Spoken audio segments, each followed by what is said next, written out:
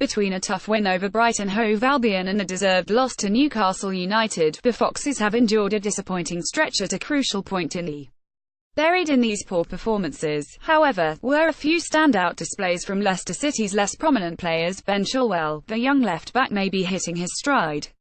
The game Chilwell played against Brighton may have been his best of the He was productive in attack and provided the game-winning assist, but more impressive was his dominant defending. He followed that performance up with a slightly less tidy offensive game against Newcastle, but his defending was once again a positive. This is the sort of momentum that could carry Chilwell towards reaching his vast potential.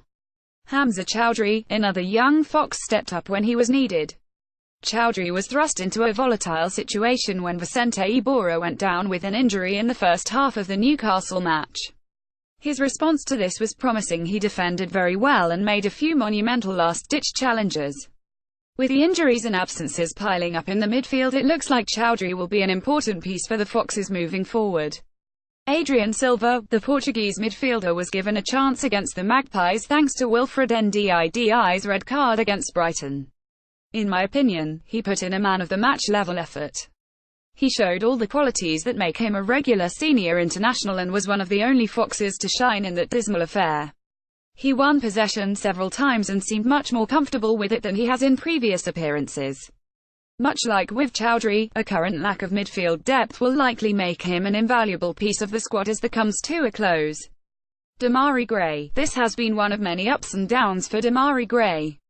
In recent weeks he has once again found himself on the periphery, with his last start coming in early March against West Brom. Much is expected of the English winger, but it is easy to forget how young he still is. He joined the Foxes in January of 2016 and has been a semi-regular contributor since then, yet he is just 21 years old as of the writing of this article. In very limited minutes as a late sub against the Seagulls, he provided a pinpoint assist to Jamie Vardy. Gray followed that up with a similar level of efficiency against Newcastle. He was a 75th minute sub and did the heavy lifting in the creation of Leicester's only goal. These bursts of productivity are what make him such a tantalizing prospect. Squad health. The sky is falling.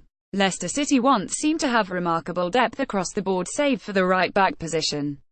The deepest position, however, may have been central midfield. Wilfred Ndidi, Vicente Iborra, Adrian Silva, Matty James, and Andy King were all Premier League-level talents at City's disposal, which created an issue of having too many options.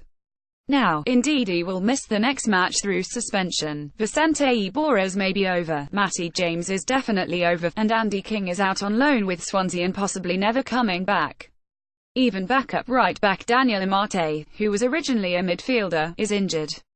European ambition. The Foxes have been in a fight for 7th place and the Europa League qualification that comes with it for some time now.